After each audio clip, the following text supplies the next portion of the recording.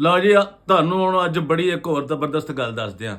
ਇਹ ਉਹ ਨਹੀਂ ਜਿਹੜੇ ਪੀਜੀਏ ਵਾਲਾ ਉਹ ਜੇਲੀ ਡਾਕਟਰ ਤੇ ਬਿਸ਼ਪ ਸੈਮਨ ਡਬਲਯੂ ਜਾਨਸਨ, ਉਹ ਜਿਹਨੇ ਆਦੀ ਬੀਵੀ ਨੂੰ ਵੀ ਮਾਰਤਾ ਸੀ, ਉਹਦੇ ਪੇਟ ਵਿਚਾਰੇ ਦੇ ਵਿੱਚ ਬੱਚਾ ਵੀ ਸੀ ਛੋਟਾ ਜਿਹਾ, ਉਹ ਵੀ ਲਗਾ ਗਿਆ। ਉਹ ਫਿਰ ਅੱਜ ਕੱਲ ਅਮਰੀਕਾ ਤੋਂ ਤਿਆਰ ਸ਼ਾਰ ਹੋ ਕੇ ਨਾ ਦਾੜੀ ਨੂੰ ਚੱਕਰ ਦੇ ਕੇ ਪੁੱਡਾ ਸੀ ਤੇ ਪਹੁੰਚਿਆ। ਲਓ ਮਾੜਾ ਜੀ, ਅਗਰ ਜੇ ਤੁਹਾਨੂੰ ਨੇ ਤਨਖਾਹਾਂ ਦੇਤੀਆਂ ਨੇ ਨਾ ਤੇ ਤੁਹਾਨੂੰ ਸਲਾਮ ਹੈ। ਤੁਹਾਡੀਆਂ 2 ਸਾਲ ਦੀਆਂ ਤਨਖਾਹਾਂ 2.5 ਸਾਲ ਦੀਆਂ ਤਨਖਾਹਾਂ ਇਹ ਸਮਝੋ ਫਿਰ ਤੇ ਬੜੀ ਵੱਡੀ ਗੱਲ ਹੈ। ਤੇ ਜੇ ਤੁਹਾਨੂੰ ਤਨਖਾਹਾਂ ਨਹੀਂ ਮਿਲੀਆਂ ਤੇ ਫਿਰ ਮਾੜਾ ਜੀ ਹਾਲ ਤੁਹਾਡਾ ਵੀ ਕੋਈ ਨਹੀਂ ਕਿ ਤੁਸੀਂ ਇਹੋ ਜਿਹਾ ਫਰਾਡੀਏ ਕੋਲੋਂ ਵੀ ਆਪਦੀਆਂ ਤਨਖਾਹਾਂ ਖਵਾ ਬੈਠੇ ਜੇ। ਔਰ ਸੈਮਨ ਆਪਦੇ ਪਿਓ ਦੀ ਹਰਕਤ ਯਾਦ ਕਰ, ਔਰ ਜਿੰਨੇ ਖਾ ਲਈ ਸੀ ਉਹ ਜਿਹੜੇ ਬੱਚੇ ਵੀ ਕਰ, ਬੱਚੇ ਦੇ ਵਿਚਾਰਿਆਂ ਨੂੰ ਆਪ ਸੰਭਾਲਿਆ ਜਾਂਦਾ ਤੇ ਵੱਡੇ ਉਂਝ ਹੀ ਆਪ ਹੀ ਸੰਭਾਲ ਲੈਂਦੇ ਨੇ। ਖਾ ਗਿਆ ਸੀ ਉਹ ਇੱਕ ਹੋਰ ਨਾਲ, ਉਹ ਡੇਵਿਡ ਪਾਲ ਦੇ ਨਾਲ ਮਿਲ ਕੇ।